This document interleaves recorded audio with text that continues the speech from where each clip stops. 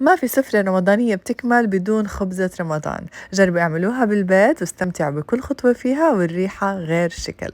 أول شي عندي الحليب الدافي، دوبت فيه الخميرة والسكر وتركتهم على جنب لحتى تتفاعل وتتكون رغوة على الوجه بوعاء العجانة. وطبعا فيكم تعجنوها على ايدكم. ضفت الطحين، اللبن والزيت والملح وخلطتهم شوي مع بعض.